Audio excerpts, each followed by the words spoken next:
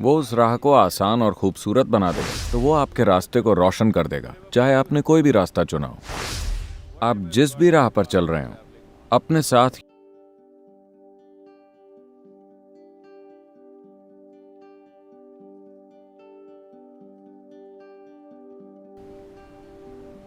आपने अपना रास्ता अपनी जरूरतों के कारण चुना है। अगर आप ऐसा कर चुके हैं तो ये आपके ऊपर है।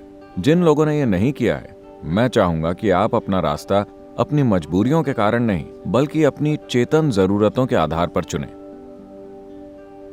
तो जब आपके जीवन में ऐसा चरण आता है, तो ये अपने जीवन की ओर जागरूक होकर देखने का और ये सोचने का समय होता है कि क्या आज की जरूरतें 5 या 10 साल बाद भी आपके लिए कोई मायने रखेंगी?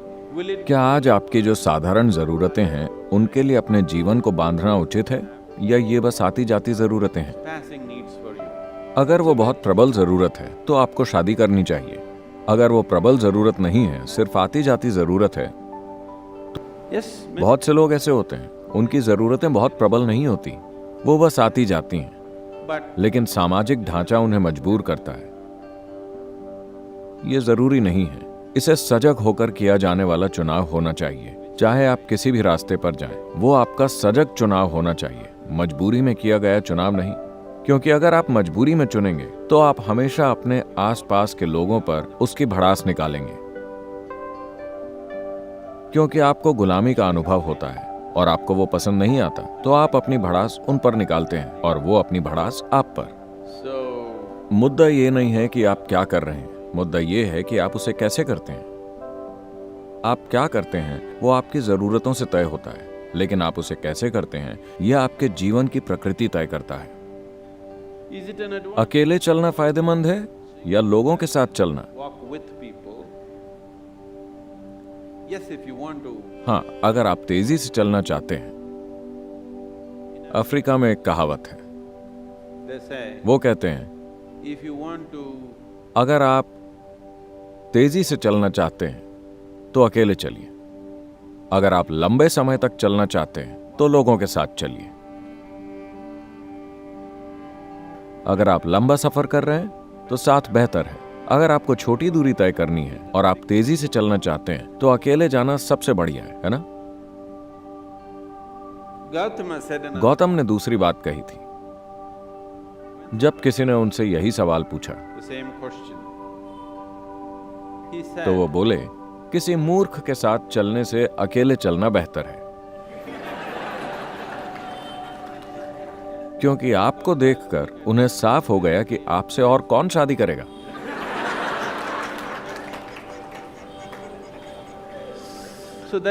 तो ये गौतम के काम करने का तरीका था। वो हमेशा लोगों को किसी का साथ लेने के लिए मना करते थे। उनका कहना था, ये जीवन एक छोटा सा सफर है, आपको साथ किस लिए चाहिए? जब आप इस शरीर को छोड़ेंगे तो वो एक लंबा सफर है, वहां मैं रहूंगा। ये उनकी पेशकश है। लेकिन आपको लगता है कि जीवन लंबा है, इसलिए शायद आपको साथ की जरूरत है। अगर आपको साथ की जरूरत है तो आप उसे अपना सकते हैं, लेकिन आप इस साथ को कैसे निभाते हैं ये बहुत महत्वपूर्ण है। मैं नहीं चाहता कि आप योग के रास्ते पर चलें। आप जिस भी राह पर चल रहे हो, अपने साथ योग को लेकर चलें।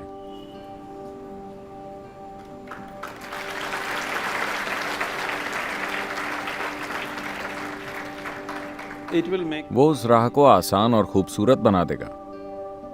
चाहे आप उत्तर की ओर जाएं या दक्षिण की ओर, अगर अंधेरा होता है तो आप टॉर्च लेकर जाते हैं, है ना? उत्तर की ओर जाने वाले टॉर्च लेकर जाते हैं और दक्षिण की ओर जाने वाले अंधेरे के साथ चलते हैं। क्या ऐसा होता है?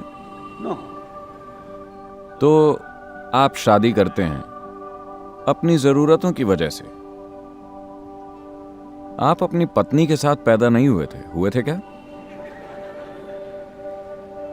आप इस तरह से जन्मे थे, एक संपूर्ण मनुष्य के रूप में। चूंकि आपकी कुछ जरूरतें हैं, शारीरिक, मानसिक, भावनात्मक, शायद आर्थिक,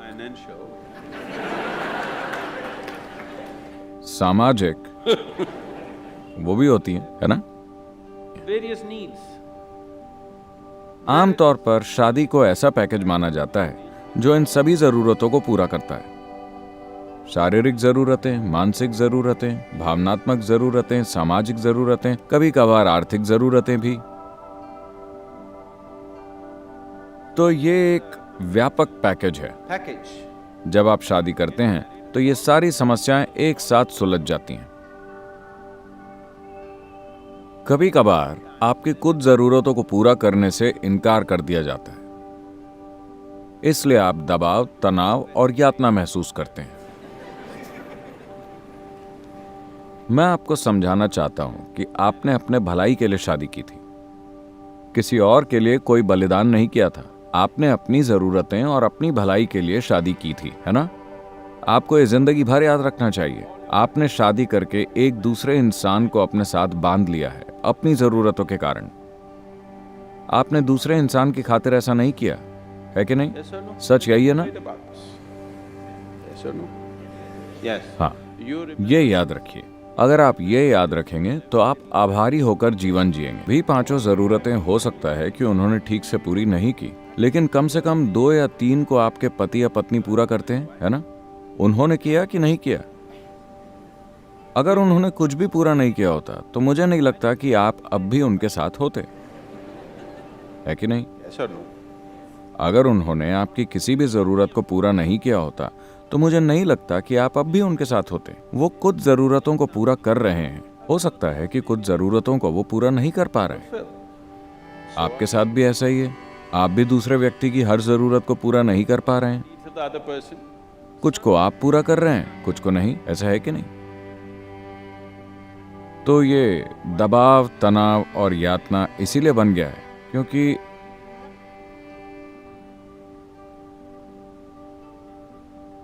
अभी तक आपने चाहे उसे जैसा भी बना दिया हो, उससे कोई फर्क नहीं पड़ता। अगर आप चाहें तो 3 दिनों में, चाहे आपकी स्थिति कितनी भी बुरी हो, 3 दिनों के भीतर आप उसे एक शांतिपूर्ण स्थिति में ला सकते हैं। अगर प्यार नहीं, अगर आनंद नहीं, तो कम से कम एक शांतिपूर्ण स्थिति आप 3 दिन के भीतर ला सकते हैं, अगर आप इसके लिए 100% इच्छुक हो, है कि नहीं? कम से कम आप चुप तो हो ही सकते हैं, Simply. चाहे कुछ भी हो जाए। Peace will happen. शांति छा जाएगी और हो सकता है कि उन्हें ये पसंद आए। So, don't walk. योग के रास्ते पर मत चलिए।